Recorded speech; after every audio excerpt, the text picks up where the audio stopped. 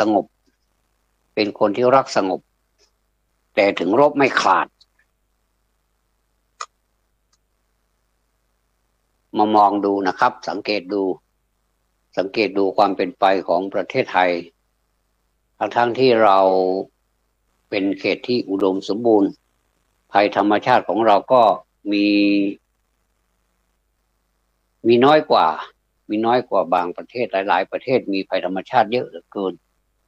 แต่ผมในส่วนตัวผมนะครับว่าเมื่อมีความยากจนหรือว่ามีแรงบีบคั้นอะไรสักอย่างมาทำให้เราต้องต้องต่อสู้หรือว่าต้องทำอะไรที่จะต่อต้านแรงบีบคั้นนั้นนะเราก็ทำนี่ละจากที่ผมได้อ่านไลน์อ่านไลน์ของเพื่อนไลน์นะครับก็รู้สึกสลดใจเหมือนกันว่าเมื่อ100 ปีก่อนก็มีชนชาติอื่นเอาเข้ามาแบบไม่มีอะไรเลยไม่มีอะไรเลยแล้วก็เข้ามาอยู่ในประเทศไทยคือไม่ว่าจะงานอะไรก็ตามนะครับไม่ว่าอะไรก็ตามนี่เขาก็ทำได้หมดแล้วในที่สุดเขาก็เป็นเจ้าสัวเขาก็เป็นเจ้าของกิจการเป็นผู้ที่ร่ำรวยมหาศาลแล้วในที่สุดคนไทยเราก็กลายเป็นลูกจ้างเพราะอะไรครับเพราะว่าคนไทยเรานั่นสอนลูกหลานแบบผิดคือจะว่าไปแล้วมันก็ดีนะครับคำอวยพรต่างๆถือว่ามันก็เป็นสิ่งที่ฟังแล้วสบายใจแต่ว่าถ้าฟังนานไปจะกลายเป็นการฝังนิสัยให้กับคนที่ฟังเช่นลูกหลานฟังผู้หลักผู้ใหญ่พูดว่าเรียนหนังสือนะลูกนะเรียนหนังสือแล้วโตขึ้นมาก็เรียนให้เก่งๆเรียนให้เก่งๆแล้วก็เมื่อเรียนเก่งแล้วก็จะได้ได้งานทำขอให้เป็นเจ้าคนนายคนอย่างเนี้ยแล้วก็เขาคนฟังเขาตีไม่แตกไม่ได้วิเคราะห์คำพูดนะครับว่าคำว่าเจ้าคนนายคนนั้นมันเป็นยังไงเจ้าคนนายคนนั้นก็หมายถึงให้เป็นไปเจ้านายคนอื่นโดยที่ว่าไม่ต้องทำงานอะไรก็กลายเป็นว่าไม่ต้องทำงานแต่ก็เป็นเจ้าคนนายคนได้ก็เลยกลายเป็นภาษิตที่ฝังใจคนไทยมายาวนานก็กลายเป็นว่า100 ปีก่อนนั้นชนชาติที่ว่านี้ก็กลายเป็นนายของเราไปแล้วเราก็กลายเป็นลูกจ้างยังไม่พอเราก็เป็นหนี้เขาด้วยพอ50 ปีก่อนก็มีชนชาติหนึ่งเข้ามาแล้วเราก็เรียกชื่อเขาแบบเหยียดหยามแล้วเขาก็มาทำอะไรต่ออะไรขายทัวร์บ้างอะพอผมพูดอย่างนี้ทุกท่านนึกภาพได้นะว่าคือใครนะครับประเภทแรกก็คือใครท่านก็รู้นะครับว่าไม่มีอะไรเสือเสือเสือผืนหมอนใบประมาณนี้แล้วก็50 ปีก่อนก็มีที่เราเรียกว่าพวกขายถั่วขายผ้าพวกศีรษะด้วยเข้ามาในบ้านเราแล้วก็เหยียดหยามด้วยคำพูดไม่ไม่ดีเลยดูถูกเหยียดหยามเขาผลสุดท้ายมาเขาก็กลายเป็นเท่าแก่เราเขาก็เป็นคนที่เอ่อเป็นเจ้านายเราแทนที่เราเนี่ยเป็นเจ้าของประเทศไม่เลยเรากลายเป็นลูกจ้างเขาแล้วอย่าแถมยังไม่พอเป็นหนี้เขาอีกต่างหากนะครับจนบัดนี้ก็ยังเป็นหนี้อยู่นะครับ100 ปีก่อนแล้วก็50 ปีที่ผ่านมานี้เราก็ยังเป็นหนี้อยู่แล้วก็อีก30 ปีก็มีอีกชนชาติหนึ่งเข้ามาเราก็ดูถูกเขาเหมือนกันผ นชาติสะ30 ปีนี่มาหลายชนชาตินะครับอ่ามีตั้ง3-4ชนชาติเออก็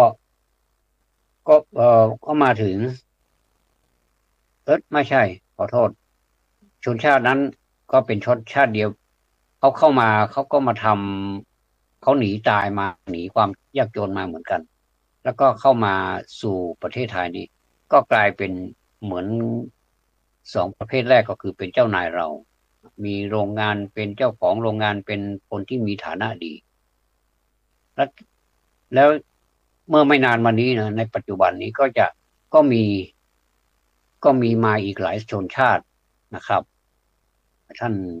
ไปทบทวนดูเอาก็แล้วกันว่ามีอะไรบ้างนะครับมีหลายชนชาติเข้ามาสู่ประเทศไทยเราก็ดูถูกต่างๆนานาว่าเป็นชื่อนั่นชื่อนี้เจ็บแสบเลยทีเดียวแล้วก็ไม่ได้หนีไปไหนเขาก็ทำงานเสร็จแล้วเขาก็มีเงินแต่เราก็ยากจนเหมือนเดิมที่พูดนี่หมายถึงคนส่วนใหญ่ของประเทศนะครับส่วนท่านที่มีฐานะผมก็ไม่บังอาจหรือว่าขออนุญาตไม่ล่วงเกินไม่กล่าวถึงท่านผมกล่าวถึงคนที่มีฐานะไม่ดีแล้วก็เป็นปัญหาอยู่ในทุกวันนี้นะครับอันนี้คือ100 ปี50 ปี30 ปีแล้วมาถึงปัจจุบันนี้มันเป็นยังไงเนี่ยครับเราก็ไปทบทวนดูที่ผมพูดนี้ไม่ได้ซ้ำเติมนะครับว่าเรามาซ้ำเติมหรือว่าเรามานินทาตัวเองซึ่งเป็นสิ่งไม่บังควรไม่ดีเลยแต่จำเป็นอย่างยิ่งที่จะต้องพูดถ้าไม่งั้นแล้วเราก็จะไม่รู้ว่าเราเป็นยังไงนะอะไรก็ตามนะครับถ้าไม่มีใครมาคอมเมนต์เราเนี่ยเราก็จะหลงตัวเองว่าเรานี่ดีที่สุดแล้วเหมือนกับการร้องเพลงนะครับอ่าผมเสียงดีมากเลยผมอยากจะประกวดผมก็เข้าไปประกวดกับเขาด้วยผมว่าผมดีที่สุดแล้วนะแต่กรรมการท่านจะตาแหลมมากท่านจะมีวิเคราะห์วินิจฉัยดูแล้วก็ว่ากันไปตามตามเรื่องเลยเหมือนกับว่ากันไปตามเพลงนั่นแหละครับว่าผมสะกดภาษาไทยถูกไหมจังหวะจะโคนผมได้ไหมเสียงผมปั้นหรือเปล่าหรือว่าเป็นไปตามเสียงธรรมชาตินะก็เราก็มาจับจุดดูรสชาติตามที่กรรมการคอมเมนต์เนี่ยท่านไม่ได้หมายความว่ามันจะมี2 ประเภทด้วยกันนะครับ1คือเรียนเสียงให้เหมือน แล้วก็เรียนทุกอย่างให้เหมือนเจ้าเจ้าของต้นฉบับเจ้าของต้นเพลงอ่ะเป็นเจ้าของที่ร้องเพลงมาก่อนเรานะเป็นต้นฉบับครับอ่าแล้ว2ก็คือเสียงไม่เหมือนก็ได้แต่ว่าจังหวะจะโคนอะไรการเขาเรียกว่าอะไรก็ดีหมดนะครับฟังแล้วมันก็อยากฟังอีกอยากฟังซ้ำอีกก็ก็จะเป็นผู้ชนะไปเนี่ยผมทีแรกผมก็นึกว่าท่านจะไปเอาที่เสียงอย่างเดียวถ้าเสียงเหมือนก็คืออย่างอื่นมันบกพร่องก็เป็นอันได้นี่ไม่ใช่นะครับก็จะมีองค์ประกอบอื่นอีกรู้สึกว่าองค์ประกอบอื่นนี่มีความหมายหรือว่ามีความสำคัญมากกว่าเสียงด้วยซ้ำไปบางทีเราไปฟังเสียงแล้วไม่เหมือนเลยแต่ว่าเขาร้องเพราะตามแบบฉบับเสียงเสียงที่ออกมาจากเขาเองเนี่ยกลับเป็นผู้ชนะ อันนี้ผมก็ทีแรกผมก็ดูขัดดูเหมือนกันว่าเราไม่คุ้นเคยนะเราก็รู้สึกอวดดีแล้วก็ยังมีแย้งกับกรรมการอยู่ว่าทำไมคนนั้นมันไม่ได้เสียงเหมือนทำไมไม่ได้แต่คนอีกคนหนึ่งเสียงไม่ค่อยเหมือนหรือว่าไม่เหมือนเลยที่ทำไม่ได้เอาเป็นอย่างนี้นี่เองอันเนี้ยคือการวิเคราะห์ของคณะกรรมการตัดสินแค่ร้องเพลงนะก็คอมเมนต์เป็นยืดเป็นยาวเลยแต่ละท่านนี่ก็มีความรู้เฉพาะเป็นความรู้เฉพาะทางเลยพูดคำไหนเราก็เชื่อเลยว่าอ๋อที่เราคาดไม่ถึงแต่ท่านพูดได้ท่านพูดออกมาแบบไม่มีเกรงใจใครทั้งนั้นไม่มีอะไรที่จะมากดดันท่านให้ท่านพูดอย่างนี้อย่างนั้น พูดอย่างนี้และไม่พูดอย่างนั้นไม่ได้คืออย่าพูดไปตามที่ท่านเห็นวิจารณ์ไปตามที่เห็นแต่ละท่านก็ส่วนใหญ่แล้วก็ จะมีบางครั้งที่ตามกันว่าเห็นด้วยกันเห็นเหมือนกันแต่ว่าส่วนใหญ่แล้วก็จะเป็นเห็นต่างกันทุกรอบเลยนะครับว่าเห็นต่างกันกรรมการท่านนี้บอกว่าดีแล้วอย่างนั้นอย่างนี้แต่อีกกรรมการท่านหนึ่งบอกยังไม่ดียังไม่ดีเพราะอะไรท่านก็จะให้เหตุผลเพราะอะไรนะถ้าคนสมัยก่อนสอนลูกสอนหลานแบบนี้นะคือว่ากันไปตามตรงๆตามเนื้อผ้าที่มันมีอยู่เนี่ยผมว่ามันจะไม่เป็นแบบนี้ครับ เพราะฉะนั้นยังทันอยู่นะครับว่าอะไรที่มันเปลี่ยนแปลงได้สังคมเราเป็นสังคมที่ใหญ่นะพอสมควรนะเพราะว่าเมืองไทยของเรานี่ก็ประชากรนี่ก็มันก็เยอะนะก็เยอะนะครับแต่ว่าเรามาดูตามความเป็นจริงแล้วนี่มันน่ากังวลเหมือนกันมันน่าเสียดายนะน่าเสียดายที่เรามามาตั้งถิ่นฐานอยู่ในประเทศไทยนี่ตั้งแต่บรรพบุรุษมาแล้วผมก็ไม่รู้ว่าบรรพบุรุษของเรานี่ต้นสายปลายเหตุจริงๆมาจากไหนจริงๆเราก็ยังไม่รู้เลยต่างคนก็ต่างอ่าสมมุติฐานหรือว่าประเมินเอาว่ากันไปตามประวัติศาสตร์นะบางทีอาจจะตรงบางทีอาจจะคลาดเคลื่อนไปบ้างก็ไม่รู้นะครับก็ยังเป็นงงกันอยู่มันก็ยังงงกันอยู่ครับเพราะฉะนั้นเนี่ยเอ่อเราจะทำอย่างไรดีกับสิ่งเหล่านี้ที่เราปลูกฝังกันมานานแล้วเนี่ยเราจะทำอย่างไรดีสามารถที่จะเปลี่ยนแปลงปรับปรุงได้เหมือนกับคณะกรรมการตัดสินการประกวดเนี่ยได้เป็นไปตามกระบวนการของความยุติธรรมเนี่ยผมว่าอย่างเนี้ยสังคมมันก็จะฟื้นแล้วก็มันก็จะเห็นตัวเองการเห็นตัวเองนี่ดีกว่าเห็นคนอื่นครับแต่ว่าในเมื่อเราเห็นตัวเองเนี่ยบางทีถ้าเรามีความเห็นแต่ตัวเองเนี่ยมันก็จะกลายเป็นความหลงเป็นความหลงตัวเองไปแทนที่จะดีกลับกลายเป็นไม่ดีถ้าหากว่าคนอื่นมาเห็นแทนเราไม่ใช่ว่าเราจะเห็นตามเขาหมดเลยบางทีคนที่มามาคอมเมนต์เราหรือว่าอันนี้พูดไม่ได้พูดที่กรรมการตัดสินไม่ใช่นะมันคนละเรื่องแล้วนะครับเนี่ยถ้าเป็นทั่วไปเนี่ยคนอื่นเขาอาจจะแฝงไปด้วยอคติความแค้นส่วนตัวหรือว่าแค้นมาตั้งแต่บรรพบุรุษหรือว่าอะไรสักอย่างหลายๆอย่างเนี่ยมารวมกันเนี่ยเขาอาจจะเป็นอคติก็ได้เขายังพูดไปตามแรงอคติของเขาเนี่ยอาจจะจริงบ้างไม่จริงบ้างก็ได้แต่เราก็เลือกเอาที่มันเป็นจริงอย่างเช่นเราเราได้ตังค์มาเราไปรับจ้างมาวันเนี้ยได้ตังค์มา500 บาทสมมุตินะลูกพี่จ่ายให้500 บาท เราก็ไปซื้อหมดเลยซื้อสเปะสปะไม่รู้อะไรเป็นอะไรแล้วเขามาเตือนเราเนี่ยอันนี้มันเป็นจริงไหมเราก็ใช่เป็นจริงแทนที่เราจะขอบคุณเขานะแต่กลับโกรธเขานะบางคนก็โกรธเขาก็มีบอกว่ามันเรื่องของฉันคุณไม่ต้องมายุ่งเกี่ยวนะเรื่องใครเรื่องมันเราประมาณนี้นะแล้วก็ชวนเขาทะเลาะด้วยดีไม่ดีก็เรื่องไม่เป็นเรื่องไม่ใช่เรื่องของเราแล้วเราก็เข้าไปเตือน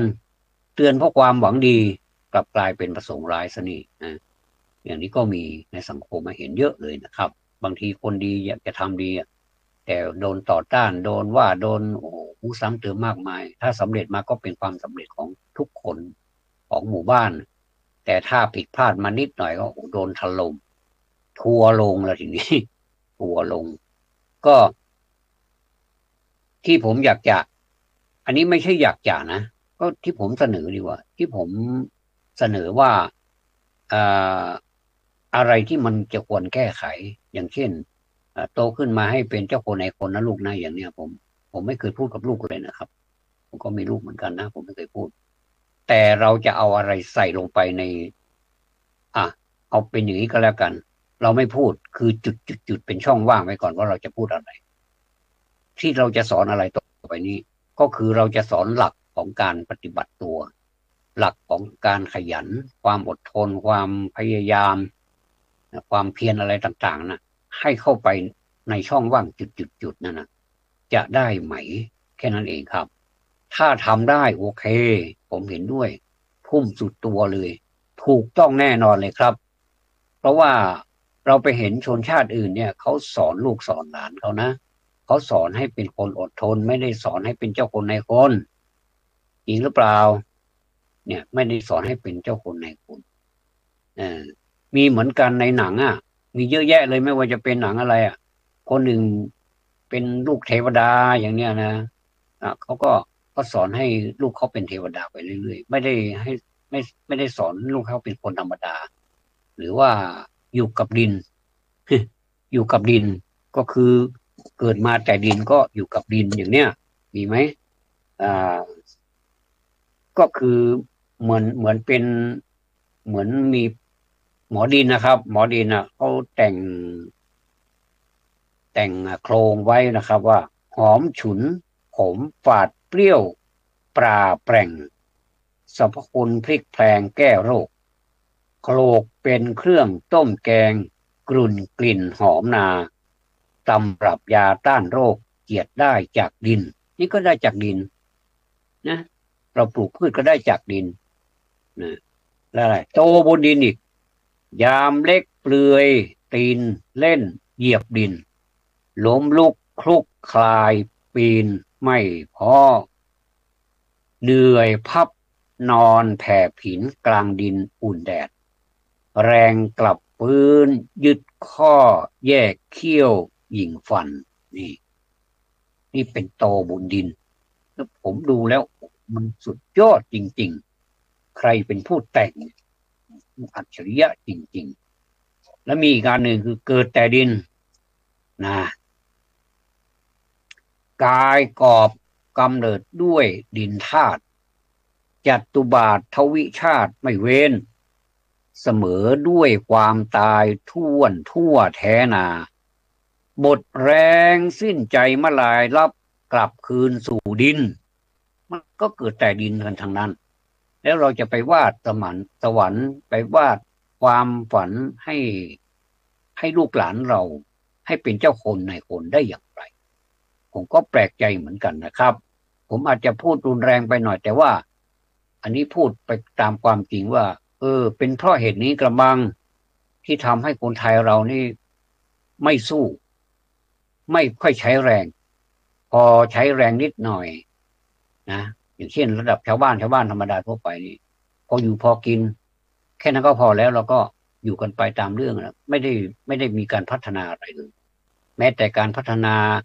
สถานที่อยู่อะไรที่อยู่อาศัยอะไรก็ไม่เห็นผมไม่ค่อยเห็นมีการพัฒนากันมีมีก็มีเหมือนกันแต่ว่าน้อยเหลือเกินผมอยากจะให้มันเพิ่มขึ้นให้มันอยู่ในแผนของหมู่บ้านอย่างเนี้ยหมู่บ้านหนึ่งส่วนมากก็จะมีกรรมการหมู่บ้านเรียกว่ากมเนี่ยนะครับเขาก็เขาก็จะมีการพัฒนากรรมการหมู่บ้านเนี่ยนะครับเป็นเป็นองค์กรหรือว่าเป็นคณะกรรมการกลางที่จะเป็นตัวแทนของราษฎรหรือชาวบ้านในบ้านนั้นๆเนี่ยให้ให้เป็นผู้กำหนดแผนว่าจะทำอะไรบ้างแล้วก็ชักชวนชาวบ้านมาพอได้แผนมาแล้วก็มาประชาคมชาวบ้านแล้วชาวบ้านเห็นด้วยก็ยกมือแล้วก็ให้เป็นไปตามแผนนั้นอันนี้เขาเรียกว่าเชิงรุกนะครับไม่ใช่ว่าปล่อยปละละเลยเนี่ยแล้วก็เราก็มาวาดฝันเอาบอกว่าบ้านเราอ่ะมันก็จะดีเองนะเป็นไปไม่ได้นะครับขนาดเราพัฒนาแล้วมันยังไม่ค่อยดีเลยแล้วยิ่งไปเพิกเฉยหรือว่าไม่ได้ทำอะไรเลยไม่มีแผนอะไรเลยก็ยิ่งไปใหญ่อันนี้ด้วยความปรารถนาดีอย่างยิ่งนะครับก็เราสอนให้เขาเกิดแต่ดินเป็นดินดีกว่าอย่าไปสอนให้เขาเกิดแต่ฟ้าแต่อะไรมาอย่าดีกว่านะครับเพราะว่ามันเป็นผลเสียมาตั้งแต่นานมาแล้วต่อไปนี้เราก็จะแก้ไขด้วยสิ่งเหล่านี้นะครับเขาเรียกว่าสิ่งเหล่านี้มันเป็นปรัชญาที่สัมผัสด้วย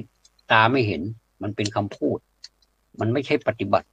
นะครับถ้าปฏิบัติจริงๆอ่ะเหมือนกับชนชาติที่ผมกล่าวมานะครับว่า100 ปี50 ปี30 ปีอะไรเนี่ยนะครับความจริงเขาจะระบุด้วยซ้ำว่าเป็นชนชาติอะไรแต่ว่าผมขอสงวนชื่อไว้ก่อนแล้วก็ท่านไปหาดูก็แล้วกันว่า100 ปีก่อนน่ะมีชนชาติไหนบ้างที่เขามาสู่ประเทศไทยสู่ประเทศสยามของเรานี้แล้วก็ได้ดีกันแล้วก็เป็นร่ำเป็นสันเป็นตระกูลเลยนะครับเป็นตระกูลนั่นตระกูลนี่เป็นเจ้าสัว เรารู้กันดีว่าใครบ้างที่เราเห็นปัจจุบันนี้ปรากฏเห็นปัจจุบันนี้เป็นกิจการใหญ่โตมากมายแล้วก็มาจากชนชาตินี้แหละนะครับและเราก็เป็นลูกจ้างเขาและแถมไม่พอเราก็ยังเป็นหนี้เขาด้วยมีใครบ้างครับที่ไม่เป็นหนี้นะครับยกมือขึ้นซิอันนี้ไม่เกี่ยวกับคนรวยแล้วนะครับผมขอประทานอภัยสำหรับคนที่ยากจนอยู่เนี่ยอย่างผมเนี่ยก็ไม่รวยอะไรเดี๋ยวผมกล้าพูดแค่นั้นเองว่าถ้ามันเป็นอย่างนี้จริงๆเนี่ยนะเราก็ไหวตัวทันเราก็พัฒนาทางด้านจิตใจพัฒนาทางด้าน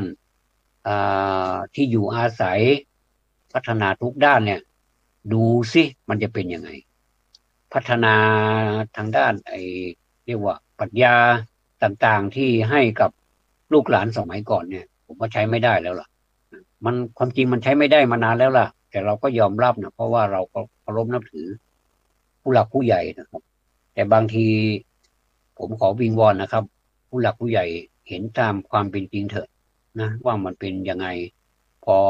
อสิ่งเหล่านี้มันถูกกระจายมันเผยแพร่ออกไปนี่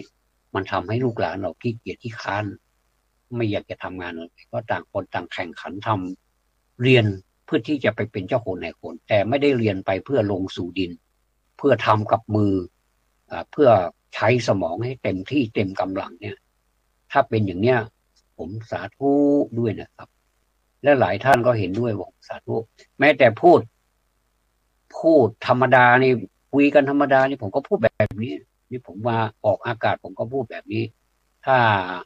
สร้างความไม่พอใจก็ต้องขออภัยด้วยแต่ถ้าเห็นว่าเป็นอานิสงส์ผมก็ยินดีแล้วขอท่านได้โปรดอนุโมทนาด้วยนะครับเนี่ยบ้านเรานะท่านผู้ฟังที่เคารพเราเราสร้างให้คนในบ้านของเราเมืองของเรานี่ฝันมากไปหรือเปล่าเราก็เลยกลายเป็นฝันฝันเฟื่องฝันกลางวันฝันไม่มีสาระอะไรก็ไม่รู้คือผมก็เคยเป็นนะทุกคนมีสิทธิ์เป็นนะมีสิทธิ์ที่จะฝันได้ว่าเราจะเป็นอะไรผมก็เคยฝันนะผมก็เป็นนักฝันเหมือนกันผมก็เป็นผมเข้าใจว่าตัวเองนี่เป็นนักฝันผู้ยิ่งใหญ่ด้วยซ้ำแต่เราไม่ไปบอกให้ใครว่าเราเป็นนักฝันผู้ยิ่งใหญ่เราฝันว่าจะเป็นอันนั้นจะเป็นอันนี้จะเป็นตำแหน่งนั้นตำแหน่งนี้เราก็สมมุติเอาว่าเราไปอยู่ตำแหน่งนั้นแล้วเราจะทำคือการฝันยังไม่ได้ทำแต่ถ้าเราเดินทางไปถึงที่นั่นแล้วเรามีหน้าที่แล้วเนี่ยแต่เราไม่ทำเนี่ยแสดงว่าฝันของเรานี่มันเป็นจริงแล้วล่ะเราอยากจะเป็นอะไรเนี่ยนะเราอยากจะเป็นหัวหน้าเนี่ยเพราะว่าเราอยากจะเป็นเจ้าของบริษัทแล้วเราเป็นประธานด้วยเนี่ยนะพอเราไปถึงที่นั่นจริงๆแล้วไม่เป็นโลเป็นพายอะไรเนี่ยมันก็เป็นประธานแค่ฝันไม่ได้เป็นประธานจริงๆประธานจริงๆนี่เขาไม่ได้ทำแบบที่เราทำอย่างผมเนี่ยผมฝันว่าผมขึ้นไปเป็นประธานบริษัทสักอย่างโอ้มีคนงานมีพนักงานมีผู้จัดการมีอะไรหลายแผนกแล้วผมจะทำยังไงดีเนี่ยนะบริหารไม่เป็นเนี่ยถ้าบริหารไม่เป็นผมก็ว่าผมเลิกฝันดีกว่าไม่ต้องเป็นดีกว่าประธานเป็นแค่คนธรรมดาหรือว่าเป็นแค่พนักงานคนหนึ่งในบริษัทนั้นแต่ผมทำผลประโยชน์มากจนบริษัทนี้เจริญโตเอาแล้วก็ผมก็มีเพื่อนร่วมงานมากถ้าพูดเป็นภาษาชาวบ้านก็ว่าผมมีลูกน้องมากแต่ผมไม่อยากจะใช้คำนี้ผมว่าผมมักจะใช้คำว่าเพื่อนร่วมงานหรือว่าทีมงานดูแล้วมันให้เกียรติคนอื่นดีด้วยแต่ถ้าใช้ลูกน้องอย่างนี้นะเหมือนกับคนอื่นเขาต่ำต้อยหมดแต่เรานี่ใหญ่อยู่คนเดียวเนี่ยผมไม่ชอบอันนี้ส่วนตัวนะครับแล้วแต่ใครจะเรียกอะไรก็เชิญตามสบายไม่ว่าทีนี้เมื่อถ้าเรามีทั้งฝันด้วยเนี่ยมันก็ดีนะความฝันนี่มันก็ดีนะถ้าเราไม่ฝันเลยเนี่ยถ้าเราไม่ใฝ่ไม่ฝันเลยเนี่ยมันไม่มีอะไรเป็นแรงดึงดูดเมื่อเราฝันแล้วเนี่ยเราก็ตั้งสัญญาประชาคมหรือว่าตั้งอธิษฐานเลยอธิษฐานนี้ก็เป็นบารมีหนึ่งในสี่บารมีเหมือนกันนะอธิษฐานบารมีอธิษฐานบารมีอันเกิดจากแรงอธิษฐานเนี่ยมันมีจริงนะครับแต่ถ้าเราอธิษฐานเฉยๆเราไม่ทำเนี่ยผมต่อให้ใครก็ตามเนี่ยถ้าขยันสวดมนต์เหลือเกินเนี่ยโอ้ท่านขยันสวด เราก็ขยันสวดผมก็เคยขยันสวดแต่ทำไมมันไม่รวยสักทีนะขยันสวดแต่ท่านบอกว่าก็ดีนะเราสวดมนต์เนี่ยมันเป็นอะไรมันรวยอะไรไม่ได้รวยทรัพย์สินนะครับท่านแต่มันจะรวยสมาธิรวยปัญญารวยความรู้สึกนึกคิดมันสร้างสมปัญญามันทำให้เราคิดถูกทำถูกเนี่ยพูดถูกเนี่ยสิ่งเหล่านี้มันเป็นความรวยของการสวดมนต์มันเป็นความรวยของการนั่งสมาธิภาวนาอะไรเนี่ยไม่ได้รวยทรัพย์สินเงินทองอย่างที่คนเขาพูดหรอกว่า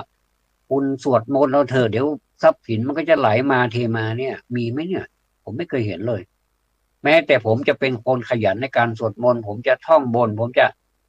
ติดปากมาจนถึงทุกวันนี้ผมก็ไม่เห็นผมรวยสักทีเลยแต่สิ่งหนึ่งอย่าลืมนะครับผมก็ไม่ได้ดูถูกดูแคลนผมกลับสาธุด้วยซ้ำว่า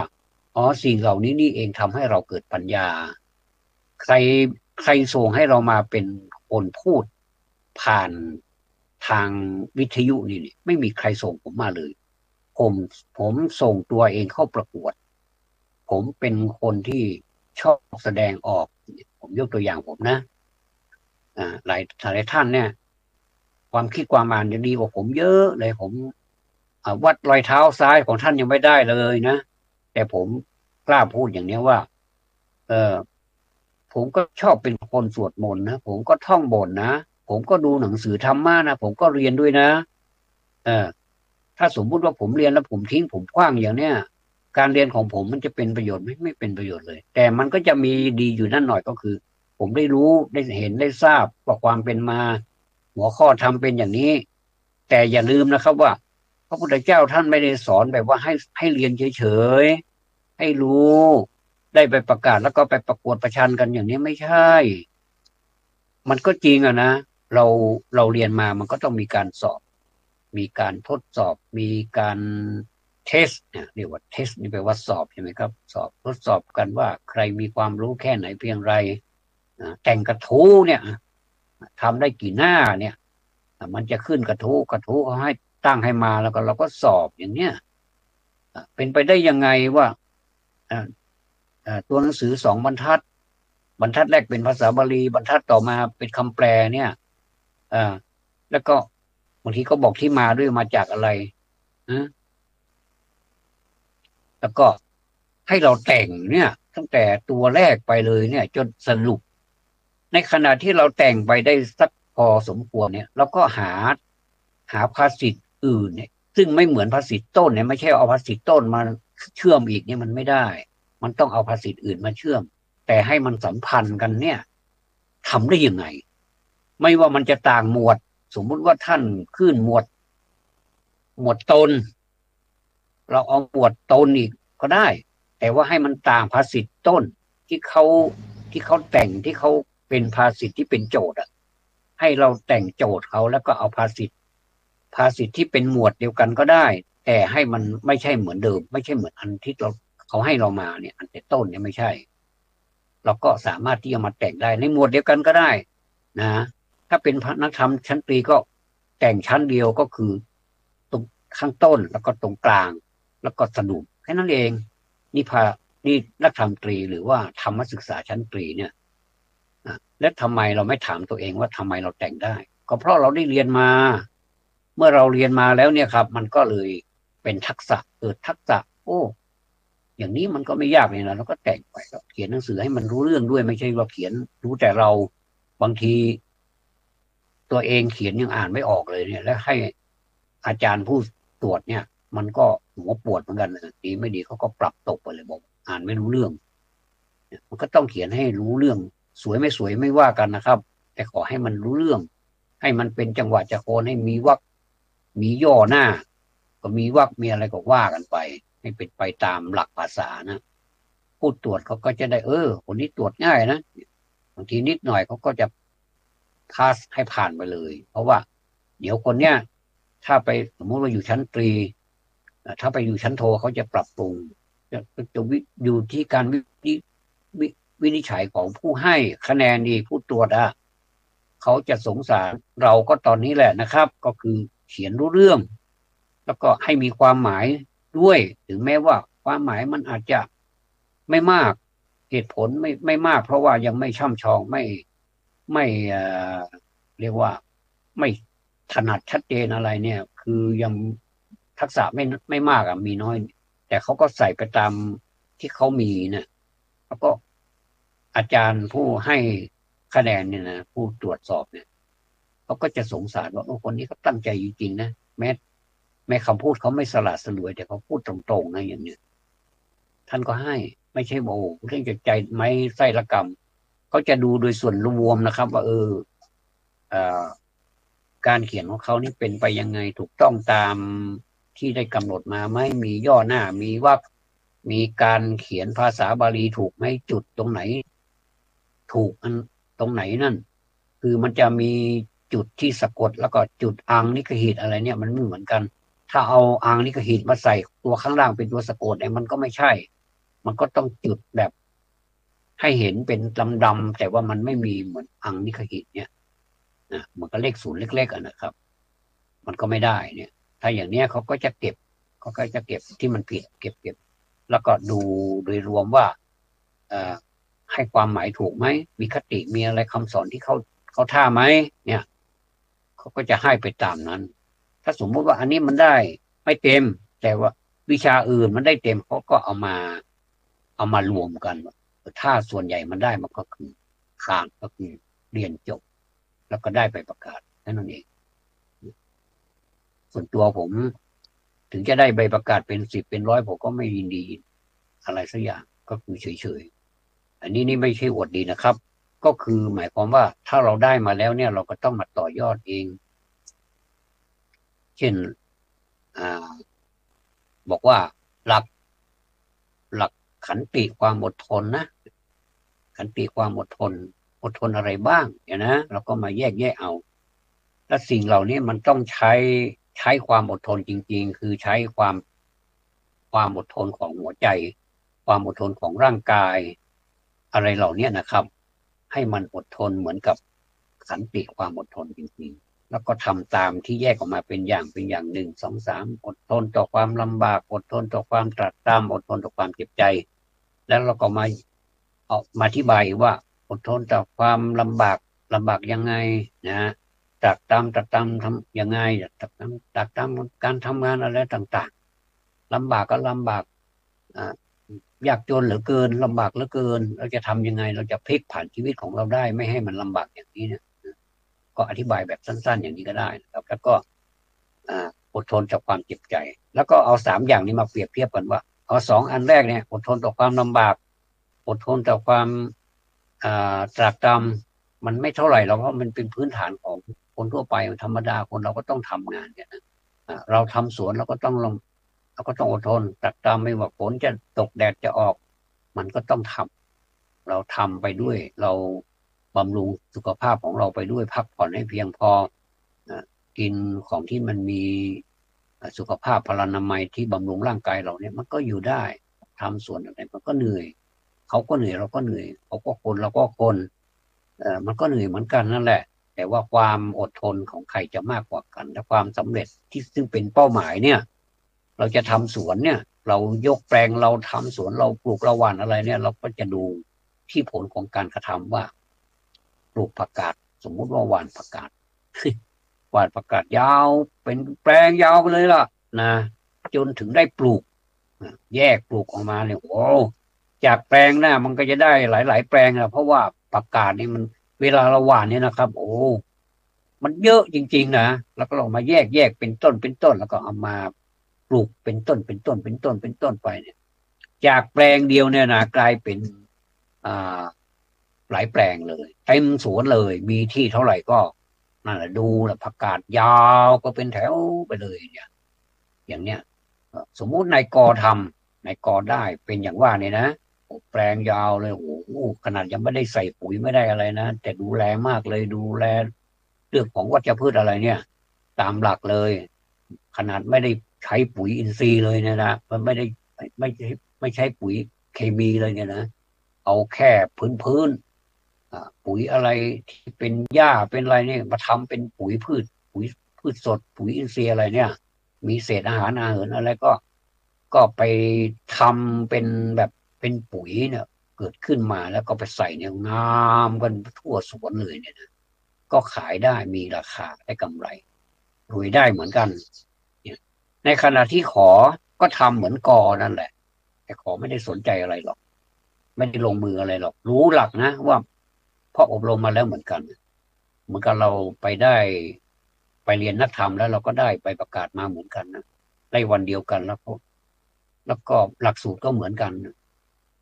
แม้แต่กระทู้เอ่ยอะไรเอ่ยวิชาอะไรมันก็เหมือนกันหมดเราก็สอบมาได้ในวันเดียวกันแล้วก็ดันมาผ่านเหมือนกันไปรับใบประกาศเหมือนกันวันเดียวกันเนี่ยแต่มาทำไม่เหมือนกันเนี่ยครับมองภาพออกนะครับเนี่ยคนที่สองเนี่ยนายขอเนี่ยทำรู้มากเลยรู้ทุกสิ่งทุกอย่างว่าการยกร่องทำแปลงผักอะไรเหมือนนายกอบเด๊ะเลยแต่เขาไม่ทำอ่ะไม่ทำแต่หวานเหมือนกันแต่ก็หวานไปแบบนั้นแหละทำหน้าที่ไปอย่างนั้นแหละมันก็สวยบ้างไม่สวยบ้างมันก็ตายไปบ้างอะไรบ้างไม่ได้สนใจอะไรแล้วก็แยกไปปลูกอีก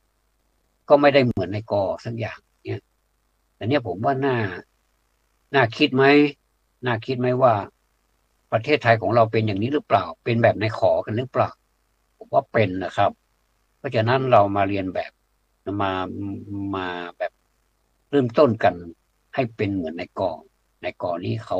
ได้ทั้งขยันไม่ว่าจะทนลำบากทนตรากตรำทนเจ็บใจมาพูดถึงว่าสามอย่างเนี่ยทนลำบากทนตรากตรำทนเจ็บใจเนี่ยมันมีความแตกต่างกันอีกสองข้อแรกเป็นธรรมดาไม่ค่อยมีอะไรซับซ้อนมากแต่มาข้อที่สามทนเจ็บใจนี่สิอันนี้นะสำคัญที่สุดเลยเพราะว่าการทนเจ็บใจเนี่ยใครๆก็พูดได้นะแต่เวลาปฏิบัติจริงๆแล้วมันมันไม่ค่อยหายหรอกครับไม่ว่าจะเป็นระดับไหนก็ช่างแต่ผ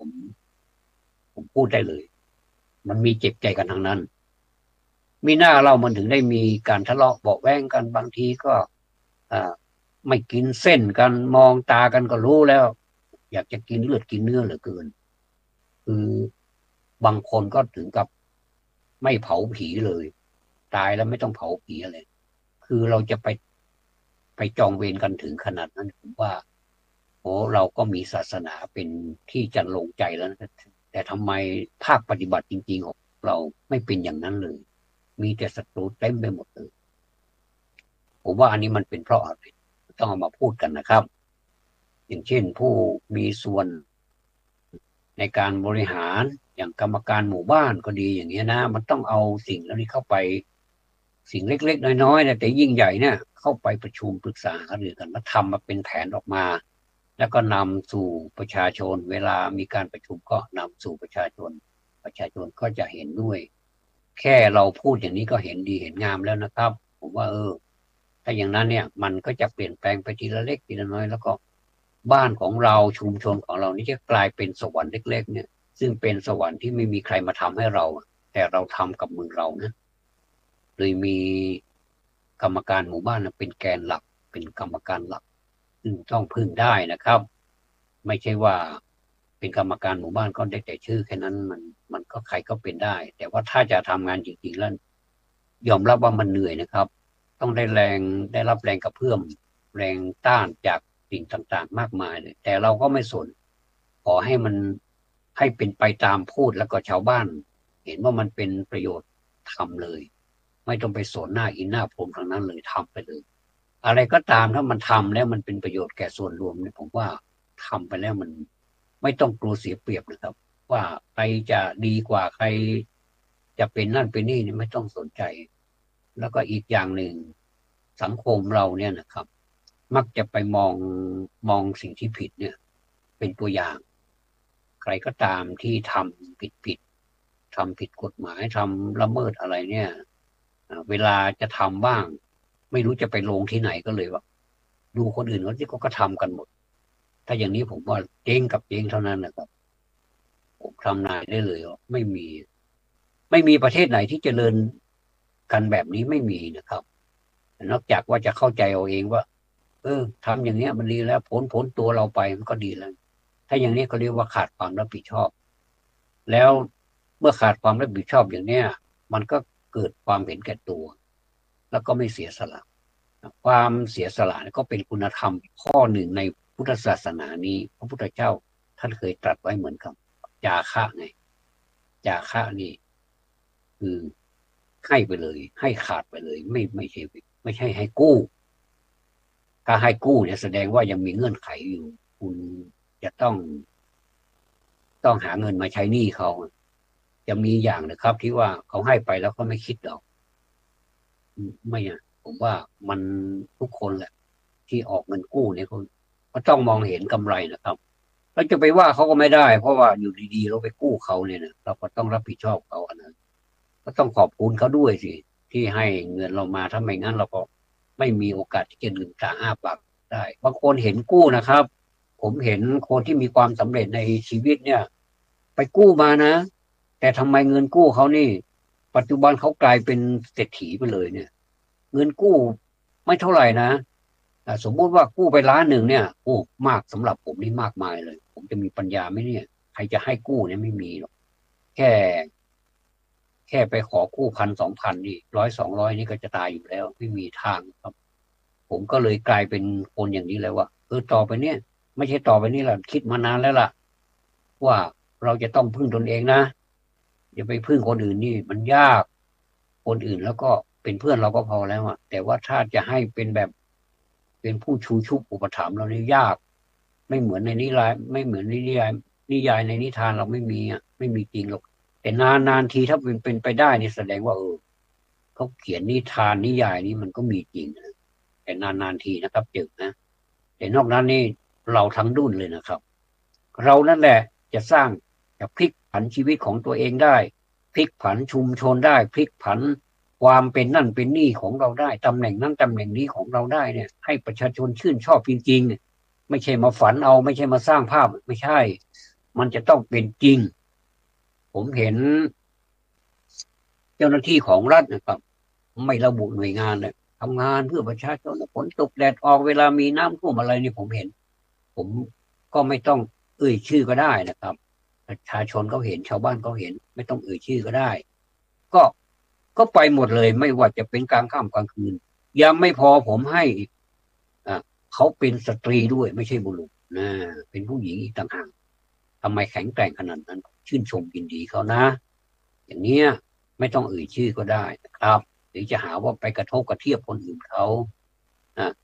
เนี่ยมันมีอยู่คนดีอ่ะในสังคมนี้มันมีอยู่เยอะเลยแล้วก็เราก็มีพลังมากมีแรงมากถ้าไม่อย่างนั้นเราจะสามารถมีครอบครัวแล้วเราทำไมดูแลครอบครัวเราได้เราดูแลทายาทที่เกิดมาภายหลังได้เราสามารถเขาส่งเขาเรียนได้เราสามารถทำงานไม่ว่าจะเป็นงานอะไรแล้วก็งานนั้นก็จะกลับมาเป็นรายได้เป็นเงินเป็นทองแล้วก็มาสามารถจุนเจือหรือว่ามาดูแลครอบครัวเราได้แล้วทำไมเราทำได้นะไม่แปลกใจบ้างหรือครับในเมื่อเราทำได้สิ่งเหล่านี้ถึงแม้ว่ามันจะเป็นสิ่งที่มันเป็นส่วนรวมส่วนรวมนี้ยิ่งดีใหญ่เลยในเมื่อคนหนึ่งได้คนหนึ่งมันก็เป็นอานิสงส์ไปทั้งหมู่บ้านเลยอย่างเนี้ยผมว่ามันสวยกว่านะและในเรื่องส่วนตัวนี้ก็ไม่มีใครว่าใครจะทำมาค้าขายอะไรใครจะทำงานอะไรก็แล้วแต่ขอให้มันมาได้มาด้วยความสุจริตเนี่ยก็เป็นอันใช้ได้แล้วแต่ความถนัดบางคนก็ถนัดอีกอย่างหนึ่งแล้วอีกอย่างหนึ่งเขาก็อาจจะไม่ถนัดก็ได้นะบางคนก็เป็นนักพูดเป็นเอ่ออะไรเขาเรียกว่าเป็นนักพูดที่สามารถไปพูดแล้วก็เขาจ้างเนี่ยนะเป็นชั่วโมงอย่างเนี้ยนะบางทีก็เป็นวิทยากรเก่งวิชานั้นเก่งวิชานี้เขาก็จ้างไปพูดอ่ะทุกอย่างมันก็ต้องมีรายได้กันทางนั้นนะครับเพื่ออะไรก็เพื่อความอยู่รอดเพื่อเราจะได้ไปดูแลครอบครัวอันเนี้ยไม่ว่ากันมันก็เป็นอย่างนี้อยู่แล้วก็ไม่เป็นไรก็ถือว่าเขาได้มาก็ได้มาด้วยความยากลำบากเหมือนกันนะกว่าจะได้มาแต่วิชาแต่ละวิชานี้ก็ยากลำบากเพราะฉะนั้นก็เป็นการบูชาครูเขาก็ก็จะเป็นอย่างนี้ครับเมื่อเชิญเข้าไปทำพิธีนั่นทำพิธีนั่นเป็นวิทยากรเป็นพิธีกรเป็นอะไรเนี่ยเจ้าภาพนี่มักจะมอบให้ภายหลังมอบเป็นค่าสิน เรียกว่าสีน้ำใจอะไรเนี่ยนะก็เป็นไปตามฐานะนะจะเป็นอย่างเนี้ยสังคมก็จะเป็นแบบเนี้ยนะครับแต่ไหนๆมันก็เป็นแบบนี้แล้วก็ให้เลือกเอาซิว่าเราจะอยู่แบบที่ไม่มีการพัฒนาอะไรเลยปล่อยไปตามนั้นหรือว่าเราจะพัฒนาทั้งตัวเราเองในบ้านนี้ไม่มีใครไปยุ่งเกี่ยวกับท่านด้วยหรอกเพราะว่าท่านเป็นครอบครัวเป็นหัวหน้าอยู่แล้วท่านจะตกแต่งบ้านท่านจะทำบ้านให้เป็นสวรรค์อะไรก็ได้แล้วแต่ท่านนะครับแล้วแต่สไตล์ของใครของมันอันนี้ไม่ยุ่งเกี่ยวแต่ว่านอกบ้านเนี่ยที่เนื่องกับชุมชนเนี่ยมันจะต้องสวยงามใช่ไหมครับบ้านเราเนี่ยมันจะต้องสะดวกไปทุกสิ่งทุกอย่างไม่ใช่ว่าโอ้ดูภายนอกแล้วดูดูมันเจริญเหลือเกินแต่จริงๆแล้วมันไม่ใช่อ่ะครับมันก็ไม่ได้ทำอะไรเลยนะครับเหมือนไม่ได้ทำอะไรเลยก็น่าเสียดายผมก็มาเสนอนะประมาณนี้นะครับก็ถ้ายังไงแล้วถ้ามันเป็นประโยชน์นะครับถ้ามันเป็นประโยชน์ก็ขอเมตตาเก็บไว้พิจารณาด้วยเถอะนะเพราะว่าถ้าทำไปเนี่ยมันก็จะมีคนพูดที่แบบขึงขังแบบเนี้ยนะครับบางทีพูดน่าชังเนี่ยไม่น่าฟังเลยเนี่ยนะแต่ถ้ามาพิจารณาดูดีๆเนี่ยมันก็น่ารักอยู่ในตัวเหมือนกันนะผมว่านะไม่ได้น่าชังไปสมหมดเลยนะบางทีเราพูดเสียงแข็งอะไรเนี่ยไม่มีผมบอกว่าอะไรพูดไม่มีสัมมาคารวะเนี่ยที่ผมก็ชอบพูดเสียงอ่อนๆเสียงนอบน้อมอะไรเนี่ยมันก็ดูที่เจตนาก็แล้วกันถ้าผมนอบน้อมแต่เจตนาผมไม่ดีเนี่ยก็ไม่ควรจะไปนอบน้อมแต่เวลาผมพูดเวลาใครพูดแบบว่าไม่เคยนอบน้อมหรอกแต่ก็ไม่แข็งจนแบบน่าเกลียดนะคือพูดตรงๆไปเนี่ยไม่ค่อยมีหวานไม่ได้ปั้นอะไรหรอกแต่ว่ามีประโยชน์เหลือเกินเนี่ยถามท่านว่าท่านจะเอาแบบไหนครับก็วันนี้ผมพูดไปพูดมามันก็สนุกอยู่คนเดียวอ่ะท่านจะสนุกหรือเปล่าก็ไม่ทราบเหมือนกันนะเออพูดไปพูดมาก็ต้องขออภัยนะที่พูดตรงไปหน่อยตรงเป๊ะเป๊ะเป๊ะเป๊ะเลยเนี่ยนะก็ต้องขออภัยด้วยนะครับหากเป็นประโยชน์ก็ขอมอบให้ท่านพิจารณา